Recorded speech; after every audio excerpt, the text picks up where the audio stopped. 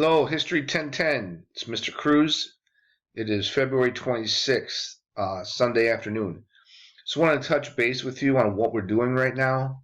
This is the form number 3 has the most points of any form.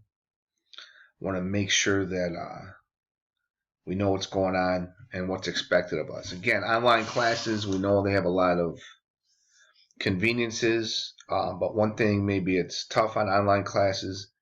Communication between the instructor and the student sometimes can be confusing, or things can get lost in the online format. So I want to do the best I can to try to avoid that, so we are all on the same page.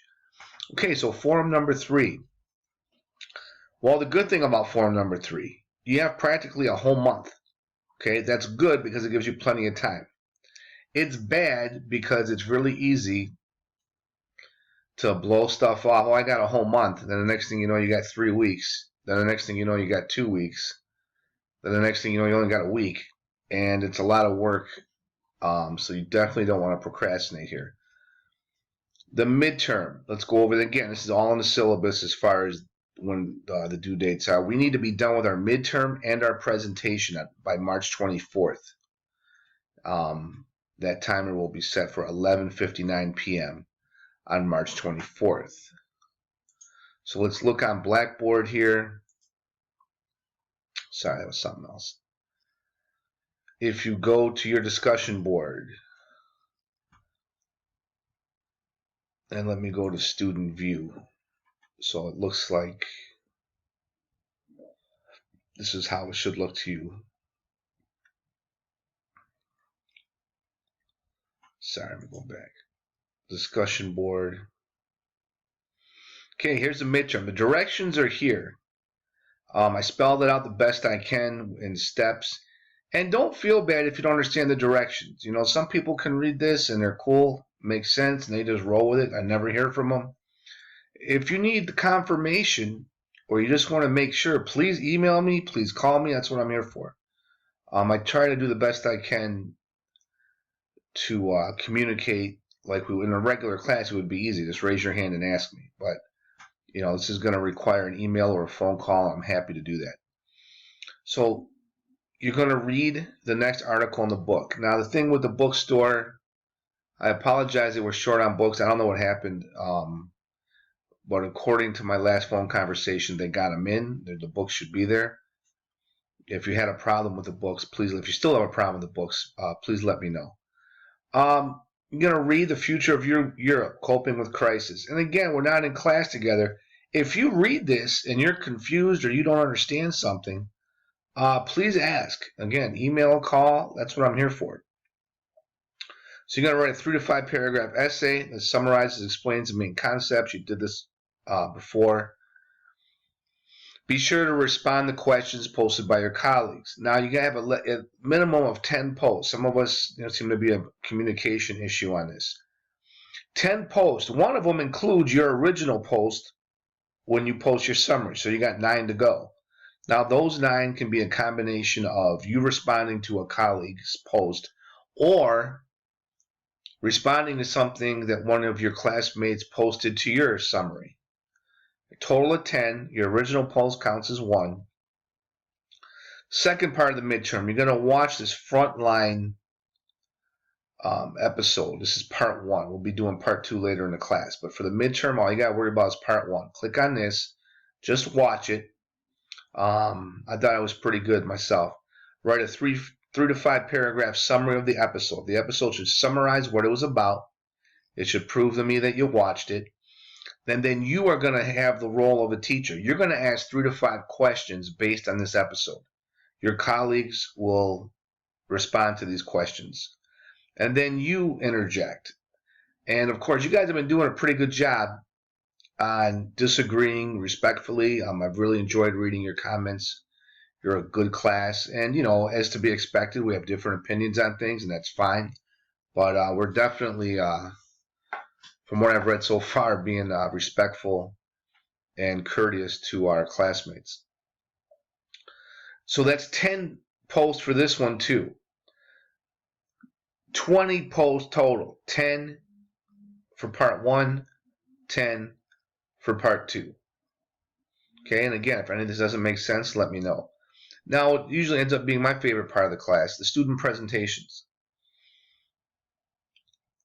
Choose a topic. You can sign up for the topic. Now, this link, I screwed up. If you try to sign up, some of you emailed me for permission. I did give you the shareable link. Where I messed up is I didn't realize it was view only. It wouldn't let you edit.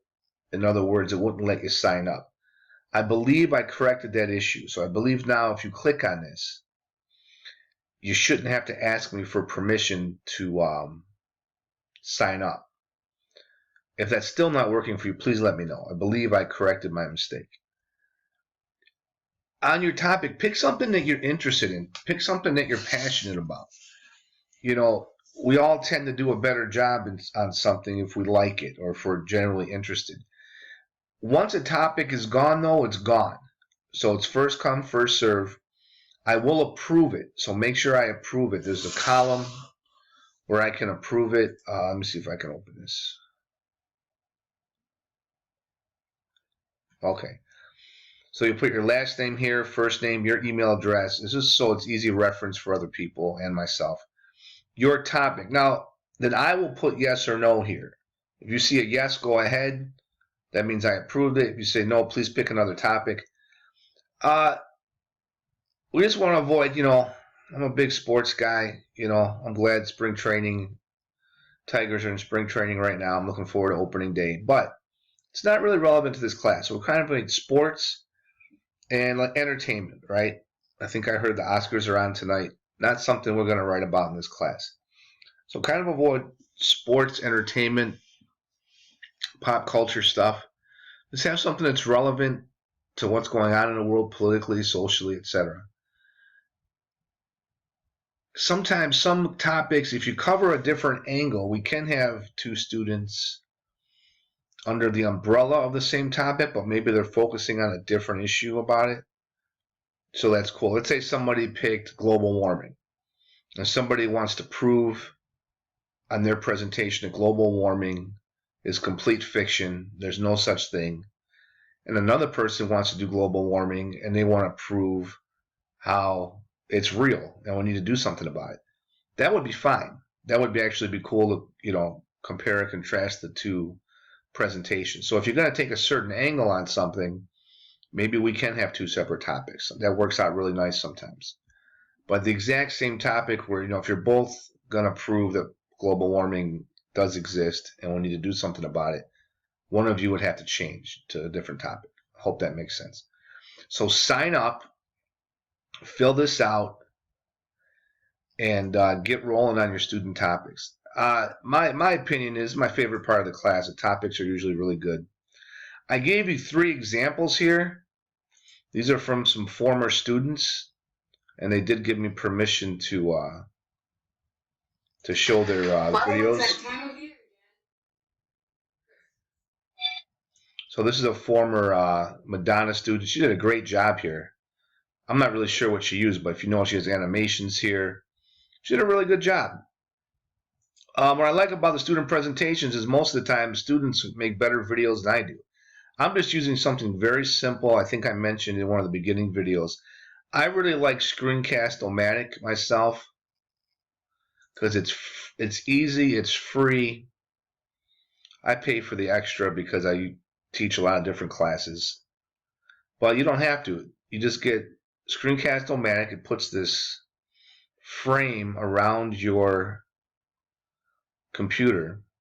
And you can be on camera here like I am, or you can shut this off. You don't have to be on camera. You can shut that off and we just hear your voice. Whatever's in here is what people will see in your video. A lot of people that make their own YouTube videos for whatever reasons, this is what they use. They use Screencast-O-Matic. It's easy and it's free. The only thing with YouTube is try to keep your video under 15 minutes so it's an easy upload. If you're going to go past 15 minutes for some reason, chop it up into 2 different videos. And how you're going to save this, regardless of the format that you do, whether Screencast-O-Matic, whether you're just using your smartphone to shoot a video, This is another former student that gave me permission to use this. This isn't your class, a different class. It was not History 1010. Here he is talking about the Pyramid of Capitalism. It looks like he just used his phone, which is fine. So whatever you do, at the end, to make it easy so everybody can read it and I can read it, what seems to work no matter what the device is converting your video to YouTube. So if you upload it to YouTube and you get a YouTube link and copy it, everybody can open it. It seems like it's a lot of trouble. If you don't save it to YouTube, there's compatibility issues. Students can't look at it. Sometimes I can't look at it. It means I can't grade it. It makes life easier for everybody if whatever format you use, whether it's your smartphone, whether it's Screencast-O-Matic, at the end, convert it to YouTube, and that makes it accessible for everybody. I've never had anyone say they can't open a YouTube video, so that seems to work out. So have fun with the presentations. There's a third one there. You can watch these in their entirety if you want to get some ideas. Maybe not so much on the topic, but on the format. All three of these students received A's on this. I'm not looking for a Hollywood quality production. My videos aren't anything to brag about either. Just, present something. And like you've been doing on the discussion board, don't be afraid to speak your mind. If you have an opinion on something, again, be proud of that and just understand that not everybody agrees, right? And that's okay. So do something you're passionate about, something you're interested in. But keep in mind, this is 20 points here, 20 points here. This is a lot of points, 40 points. If you were to not do forum number 3, you're probably going to fail the class because that would make 60 points the only possible grade you could get if you did everything else perfectly, right? So if you miss one more point, you'd fail the class. So we don't want that to happen. Some of us have learned, and I did the same thing when I took online classes. Some of us you guys are sending me emails. Oh my God, I didn't realize forum number 2 closed.